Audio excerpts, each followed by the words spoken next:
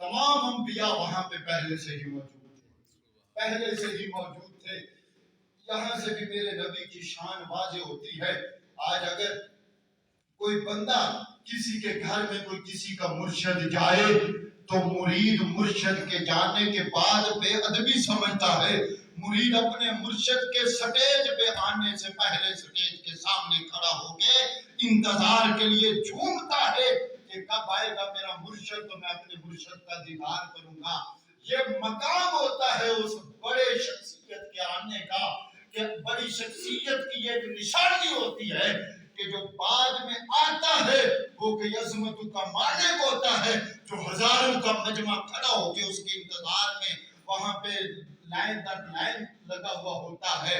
حضرات جی وقار سارے انبیاء کی صفیں مسجد اقصی میں رب نے پہلے بنوائی اپنے یار کو بعد میں مسجد اقصی میں بعد میں اپنے حبیب کو مسجد اقصی میں داخل کر کے یہ بتا دیا کہ آدم سے لے کے عیسیٰ تک یہ 1,24,000 قوم و پیش انبیاء اگر کسی کی انتظار کے اندر صفیں بنا کے آج یہ انتصاری کے ساتھ اس دروازے کی طرف ٹکٹکی باندھ کے دیکھ رہے تھے کہ آنے والا آئے گا کون مصلی پہ آئے گا تو یہ سارے انبیاء جس نبی کا انتظار کر رہے تھے اس نبی کا نام تاجدار انبیاء آقا کریم صلی اللہ علیہ وسلم کی ذات مبارکہ آدم علیہ السلام ابو البشر نوح علیہ السلام نبی اللہ اور موسیٰ علیہ السلام کلیم اللہ ابراہیم علیہ السلام خلیل اللہ عیسیٰ علیہ السلام روح اللہ یہ سارے نبی صف میں کھڑے ہیں. میرے حبیب تو ابھی مکہ مکرمہ کی دھرتی سے روانہ ہونے والے ہیں ابھی روانہ نہیں ہوئے. یہ سارے انبیاء کو پہلے پیغام پہنچا دیا سارے کے سارے اٹھو اپنے اپنے مزارات سے اور سب کے سب مسجد اقصی میں جمع ہو جاؤ مسجد اقصی میں جمع ہو جاؤ. رب نے سب کو مسجد اقصی میں پہلے جمع کیا اپنے یار کو بعد میں مسجد اقصی میں بلا کے مصلی پہ کھڑا کروا کے یہ بتا دیا 1,24,000 انبیاء کی شان اتنی نہیں جتنی شان میں نے اپنے حبیب کو عطا کی. فرمایا یہ سب نبیوں کا جو سردار ہے وہ میرا یار ہے اور میرے حبیب کے انتظار کے لیے اللہ نے سب انبیاء کو مسجد اقصی میں پہلے جمع فرمایا. پھر جبریل امین نے اذان کہی اذان کے بعد اقامت ہوئی. اب سب انتظار میں تھے کہ مصلی امامت پہ کون آئے گا. نماز کی محبت کا عالم دیکھ لیں. حرم کعبہ میں میرے نبی نے 2 نوافل پڑھے. راستے میں ایک مقام آیا میرے نبی کو حضرت جبریل امین نے کہا کہ یہاں پہ بھی 2 نفل پڑھے جائیں. پوچھا یہ کون سا مقام ہے؟ کہا یہ وہ مقام ہے جہاں پہ موسیٰ علیہ السلام نے رب کی دیدار کے لیے اللہ کی بارگاہ میں آرزو کی تھی تو اللہ نے تجلی اس پہاڑ پہ پھینکی تھی تو طاقت نہ رکھ سکے دیدار کی. یہ وہ مقام ہے جہاں پہ رب کی تجلی پڑی تھی. یہاں پہ بھی 2 نفل پڑھ لیجئے تاکہ پتہ چل جائے موسیٰ علیہ السلام تو اس پہاڑ پہ اللہ کی تجلی کی طاقت نہ رکھ سکے. آج کی رات کو وہ ہے کہ آمنہ کا لال اپنے رب کے دیدار کے لیے اللہ کی بارگاہ میں جا رہا. وہاں پہ 2 نفل پڑھائے مسجد اقصی میں آئے 2 نوافل پڑھائے گئے. یہاں سے پھر سفر شروع ہوا آگے گئے پھر 2 نوافل کے لیے کہا کہ یہاں پہ رکیے سواری سے نیچے تشریف لائیے 2 نفل پڑھیے. پوچھا یہ کون سا مقام ہے؟ کہا یہ وہ مقام ہے جسے طوا کا مقام کہتے ہیں جہاں پہ موسیٰ علیہ السلام اپنے رب سے ہم کلام ہونے کے لیے آیا کرتے تھے اس پہاڑ پہ تاکہ پتہ چل جائے موسیٰ جس پہاڑ پہ آیا کرتا تھا رب سے باتیں کرنے کے لیے آج آمنہ کا لال اس رب سے ملاقات کرنے کے لیے خود جا.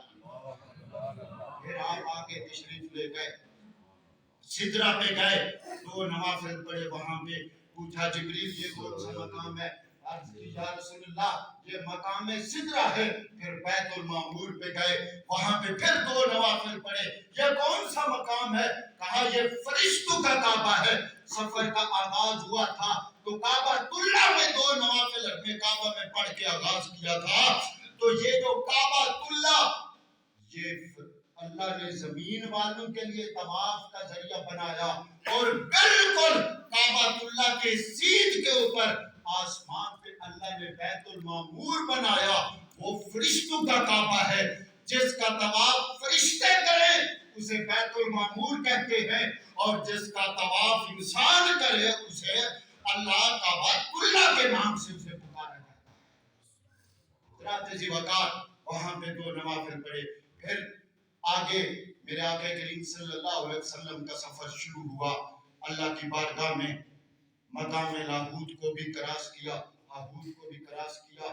یہ سارے مقامات کراس کر کے میرے آقا کریم صلی اللہ علیہ وسلم اب براق کی سواری تو رہ گئی نہ پیچھے, اب آگے نور والی سواری اس سیڑھی کے ذریعے اللہ کی بارگاہ میں حاضر ہوئے. میرے آقا کریم صلی اللہ علیہ وسلم جب میرے رب کی بارگاہ میں حاضر ہوئے, اللہ نے پوچھا جب تو یار کو ملنے آتا ہے تو تحفہ لے کے آتا ہے, اے حبیب میرے لیے کیا تحفہ لائے ہو؟ اب پیار کی بات دیکھو, محبت کا انداز دیکھو. میرے رب کو تحائف کی کیا ضرورت تھی اور کون سی کمی تھی؟ میرے آقا سے پوچھا میرے رب نے, اے میرے حبیب کیا میرے لیے تحفہ لائے ہو؟ تو آمنہ کے لال نے کہا مولا وہ لایا ہوں جو تیرے پاس بھی نہیں ہے. اب اللہ کے پاس کون سی چیز نہیں ہے؟ فرمایا کہ عرض کی کہ یا اللہ میں عاجزی اور انکساری کا تحفہ لے کے آیا ہوں, کیونکہ مولا تجھ سے بڑا کوئی ہے نہیں, تجھ سے عظیم کوئی ہے نہیں, تجھ سے اکبر کوئی ہے نہیں. تو سب سے اکبر ہے, تو سب سے عظیم ہے, تو سب سے بڑا ہے. اے پروردگار عالم میں تحفہ لے کے آیا ہوں تو عاجزی اور انکساری کا تحفہ لے کے آیا ہوں, عاجزی اور انکساری کا تحفہ لے کے آیا ہوں. پھر میرے رب ذوالجلال کے ساتھ یہ محبت بھری باتیں ہوتی رہی. کعبہ قوسین ثم دنا فتدلی فکان قاب قوسین او ادنا. حضرات ذی وقار جب یہ محبت جیسی باتیں آقا کریم صلی اللہ علیہ وسلم فرماتے رہے تو جب واپسی ہوئی اللہ کریم نے اپنے حبیب کو جو تحفہ عطا کیا امت کے لیے قربان جائیں. آج امت اس تحفے کی کتنی قدر کر رہی ہے, یہ تو امتی اپنے ضمیر میں جھانک کے دیکھے کہ جو تحفہ تمہیں تمہارے رب نے عطا کیا تم اس تحفے کی کتنی قدر کر رہے ہو, تم اس تحفے کی کتنی جو ہے وہ اس کو تم اپنے اوپر لاگو کر رہے ہو. پتہ ہے اللہ نے کون سا تحفہ امت کے لیے دیا؟ پتہ ہے نا سب کو؟ پتہ ہے نا؟